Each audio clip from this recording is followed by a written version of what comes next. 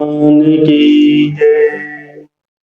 सीताराम सीताराम सीताराम कहिए, जाहि विधि राखे राम ताहि विधि रहिए। सीताराम सीताराम सीताराम कहिए, जाहि विधि राखे राम ताहि विधि रहिए। मुख में हो राम नाम, राम सेवा हाथ में, तू अकेला नहीं प्यारे, राम तेरे साथ में। मुख में हो राम नाम, राम सेवा हाथ में, तू अकेला नहीं प्यारे, राम तेरे साथ में।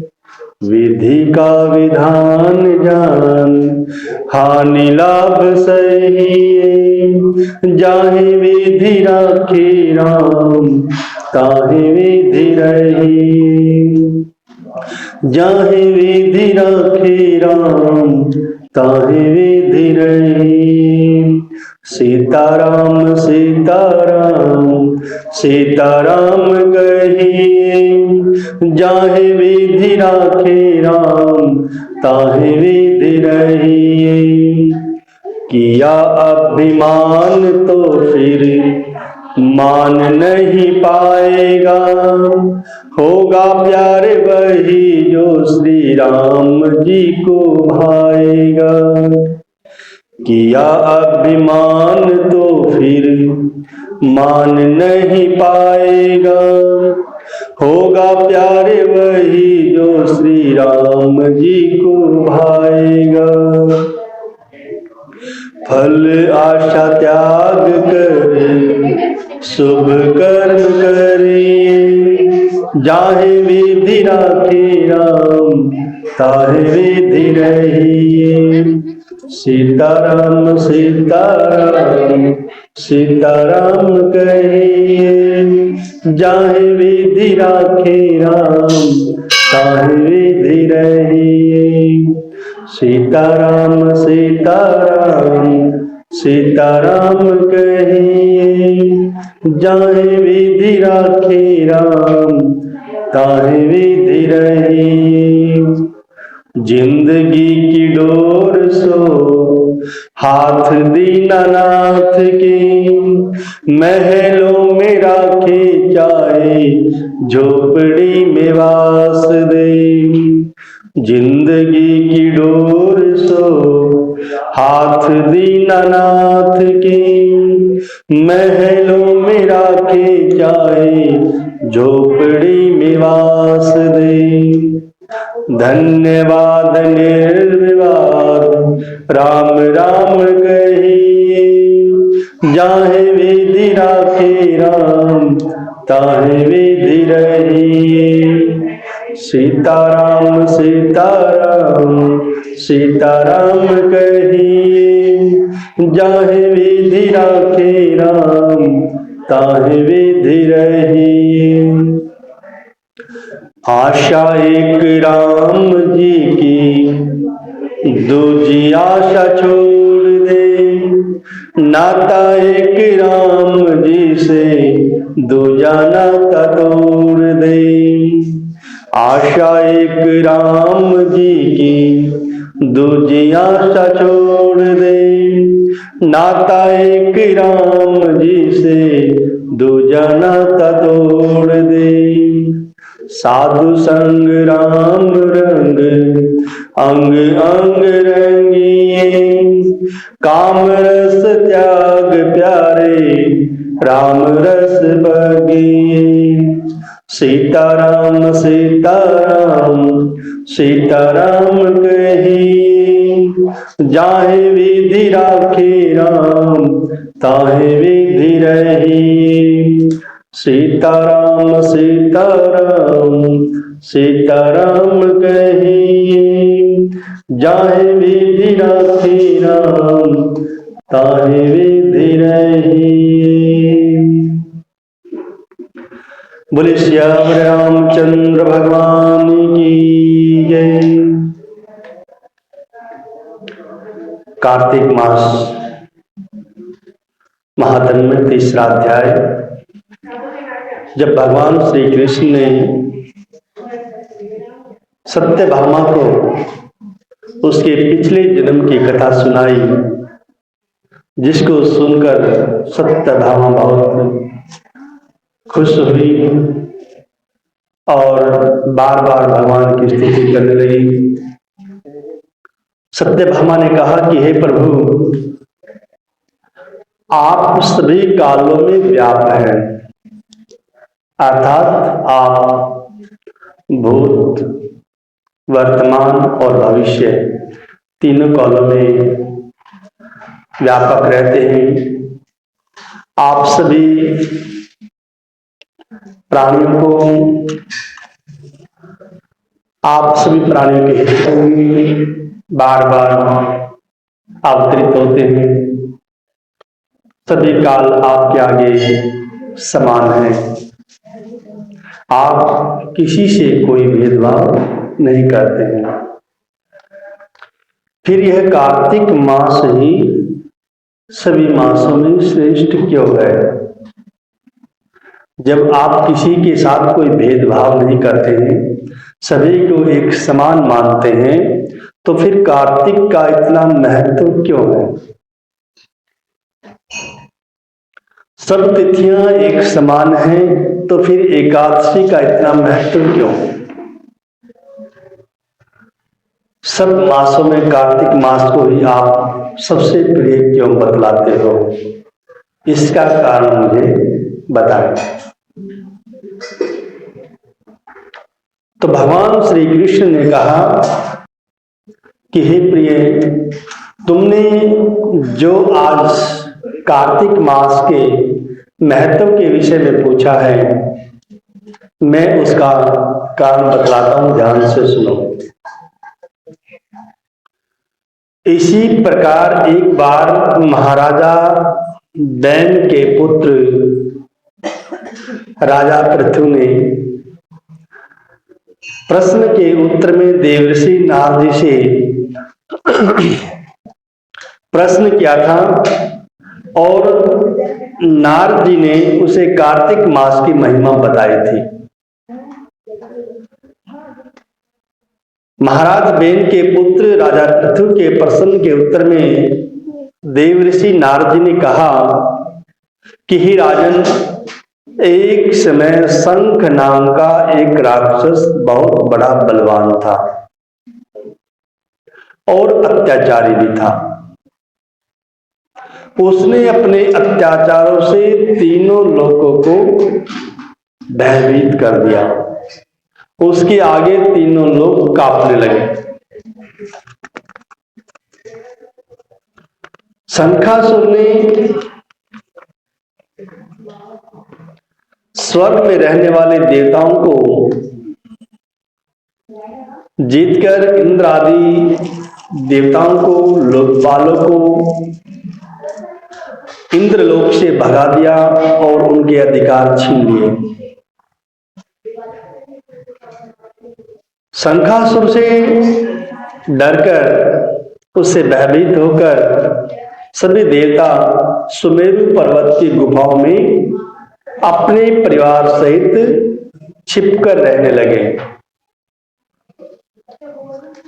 वे बाद में सुमेरु पर्वत की गुफाओं में निश्चिंत होकर रहने लगे।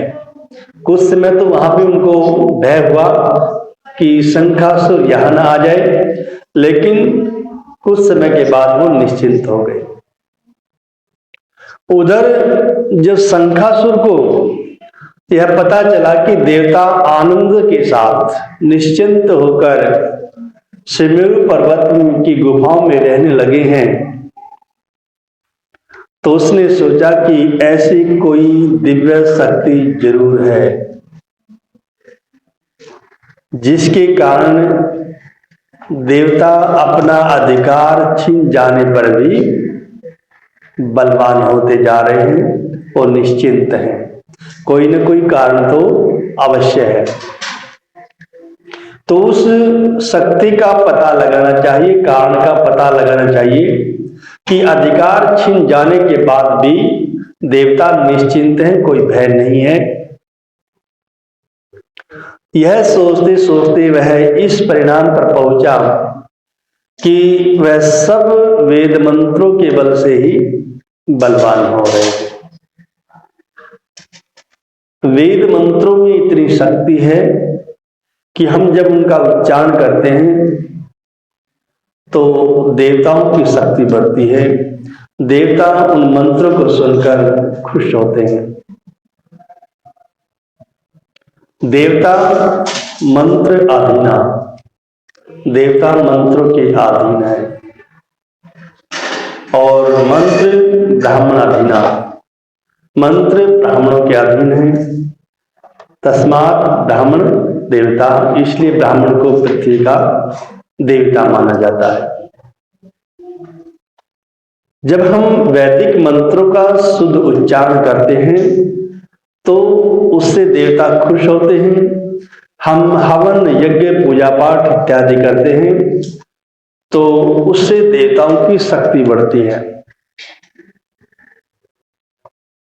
हम जो भी जाप करते हैं, नित्य कर्म करते हैं, जो शुभ कर्म करते हैं, उससे देवताओं की शक्ति बढ़ती है। तो शंखासुर ने सोचा कि यदि इनसे वेद छीन लिए जाए,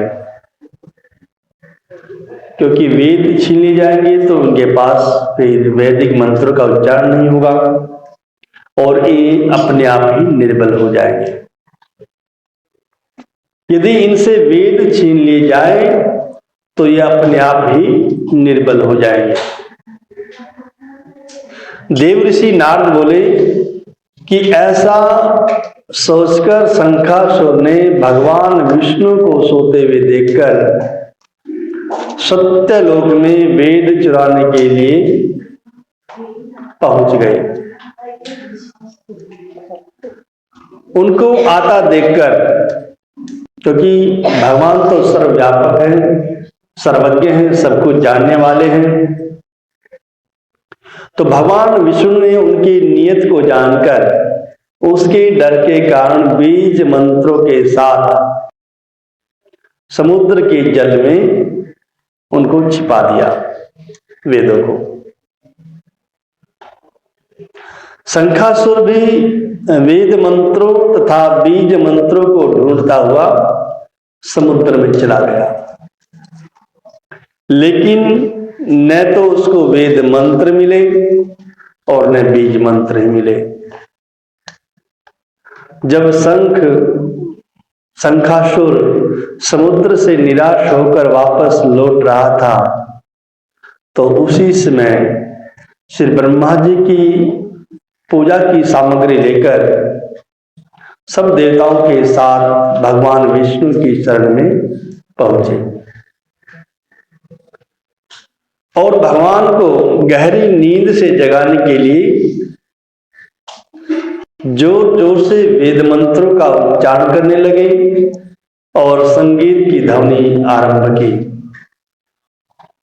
ब्रह्मा जी के साथ सभी देवता भगवान विष्णु की स्तुति कर रहे हैं, धूप और गंध आदि से बार बार उनका पूजन कर रहे हैं।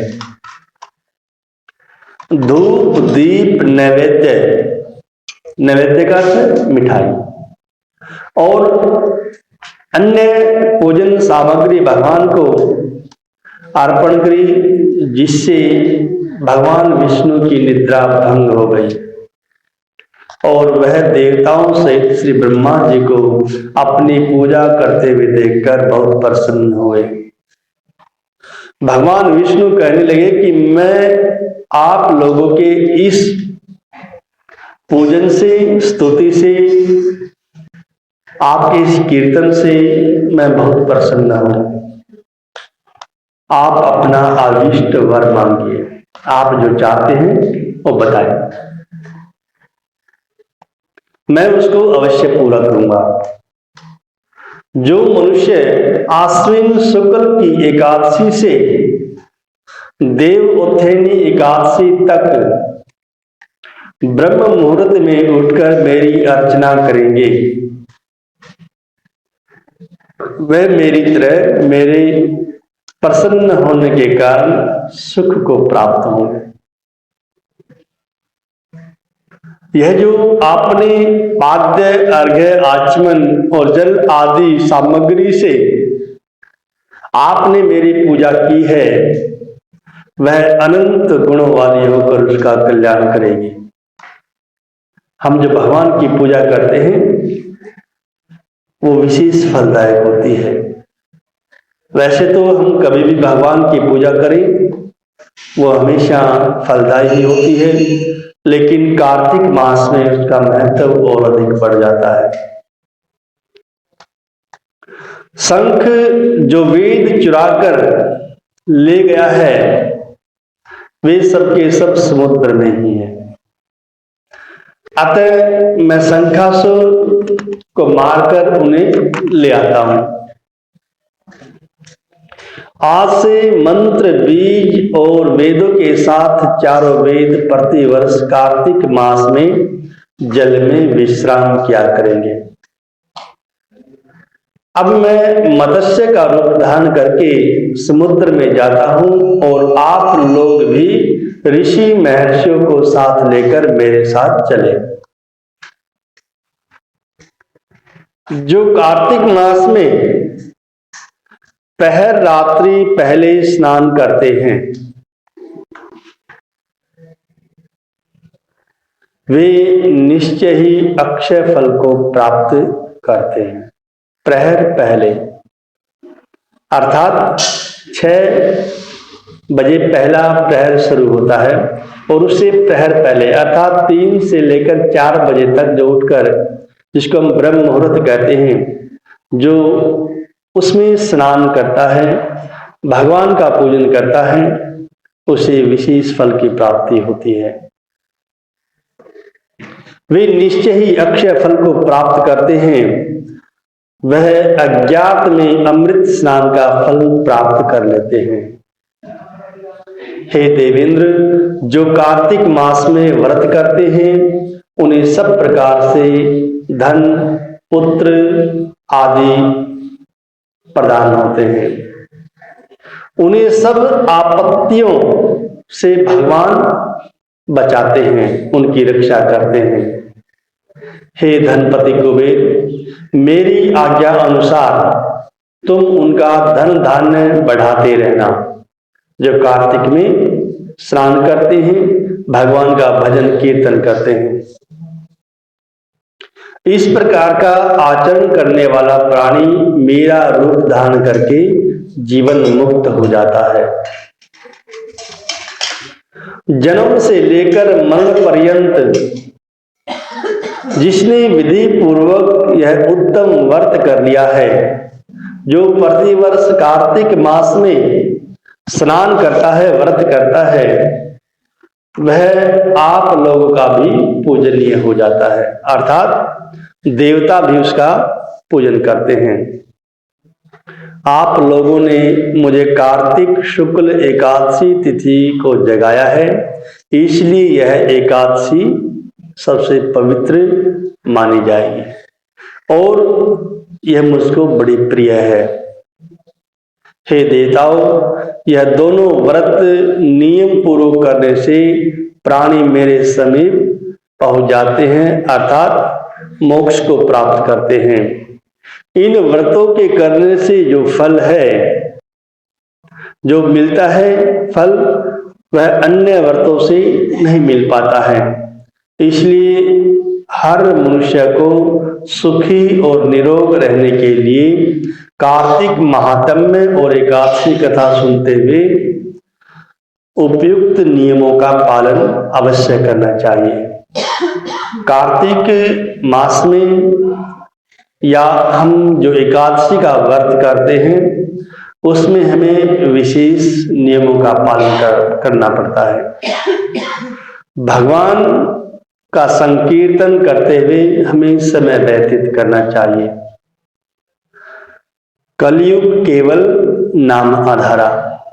कलयुग की आयु सबसे छोटी है, पूर्ण आयु केवल 100 वर्ष ही मानते हैं और 100 वर्ष भी सभी नहीं जी पाते हैं। लेकिन कलयुग की सबसे बड़ी विशेषता यह है कि केवल भगवान के नाम संकीर्तन से हमारा कल्याण हो जाता है। यदि हम भाव के साथ, मन के साथ भगवान की पूजा करें, भगवान के नाम का संकीर्तन करें, तो वही संकीर्तन हमारा कल्याण कर देता है। अन्य युगों में आपने सभी ने सुना भी होगा, अनेक ऋषि महात्मा हजारों वर्षों तक तपस्या करते रहते थे। उनके शरीर पर मिट्टी चढ़ जाती थी, दीमक लग जाता था, लेकिन वो अपने ध्यान में मग्न रहते थे, भगवान का ध्यान करते रहते थे। लेकिन कलयुग की ये विशेषता है कि यदि हम भाव से प्रतिदिन भगवान के नाम का संकीर्तन करते रहें तो भी हमारा कल्याण हो जाएगा। हमें हर समय, हर पल, हर श्वास के साथ भगवान के नाम का संकीर्तन करते रहना चाहिए। भगवान को कभी नहीं भूलना चाहिए। अन्य जो भी सांसारिक विषय हैं, जो भी काम है हमारे गृहस्थ के, वो जरूरी है, उनको अवश्य करना चाहिए, लेकिन उनके साथ साथ हमें भगवान को हमेशा याद करते रहना चाहिए, क्योंकि सभी कर्मों का दाता और सभी कर्मों के फल का दाता भगवान है। वही करने वाला है, उसी की प्रेरणा से हम कर रहे हैं। इसलिए हमें सभी बुराइयों से बचकर भगवान के नाम का संकीर्तन अवश्य करना चाहिए। श्री राम जय राम, जय जय राम।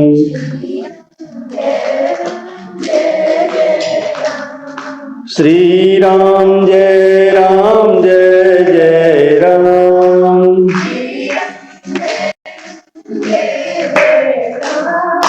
श्री राम जय राम, जय जय राम।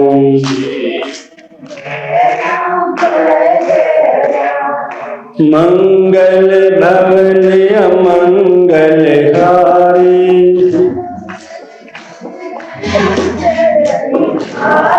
श्री राम जय राम, जय जय राम।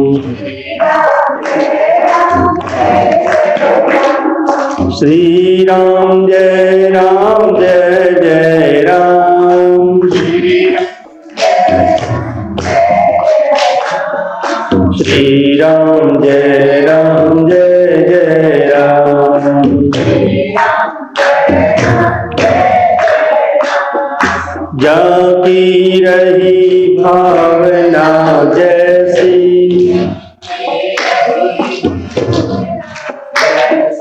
प्रभु मूरत दिन देखी वैसी।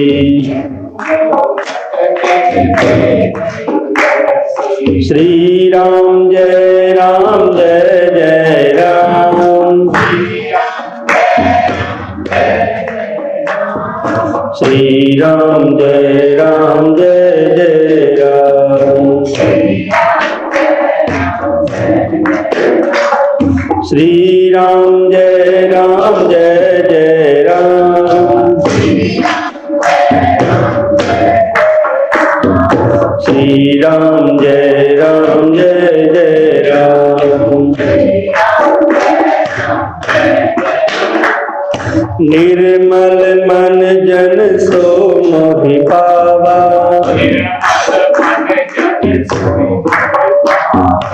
मोहि कपट छल छिद्र भावा। श्री राम जय राम, जय जय राम। श्री राम जय राम, जय जय राम।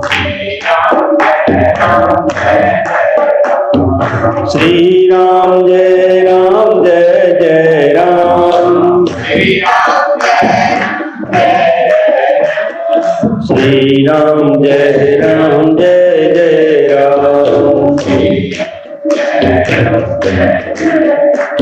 बोले जय रामचंद्र भगवान की जय। भगवान मेरी नैया उस पार लगा देना, अब तक तो निभाया है, आगे भी निभा देना। भगवान मेरी नैया उस पार लगा देना, अब तक तो निभाया है, आगे भी निभा देना। भगवान मेरी नैया उस पार लगा देना, अब तक तो निभाया है, आगे भी निभा देगा। दल बल के साथ माया घेरे जो मुझे आके, तुम देखते न रहना, झट आके बचा लेना। दल बल के साथ माया घेरे जो मुझे आके, तुम देखते न रहना, झट आके बचा लेना। भगवान मेरी नैया उस पार लगा देना, अब तक तो निभाया है, आगे भी निभा देना। संभव है झंझटों में मैं तुमको भूल जाऊं, संभव है झंझटों में मैं तुमको भूल जाऊं, पर नाथ दया करके मुझको न भुला देना। भगवान तेरी नैया उस पार लगा देना, अब तक तो निभाया है, आगे भी निभा देगा। भगवान मेरी नैया उस पार लगा देना, अब तक तो निभाया है, आगे भी निभा देगा। तुम देव मैं पुजारी, तुम इष्ट मैं उपासक, तुम देव मैं पुजारी, तुम इष्ट मैं उपासक। यह बात अगर सच है, सच करके दिखा देना। भगवान मेरी नैया उस पार लगा देना, अब तक तो निभाया है, आगे भी निभा देना। भगवान मेरी नैया उस पार लगा देना, अब तक तो निभाया है, आगे भी निभा देना। बोले वृंदावन बिहारी लाल की जय। आरती करें।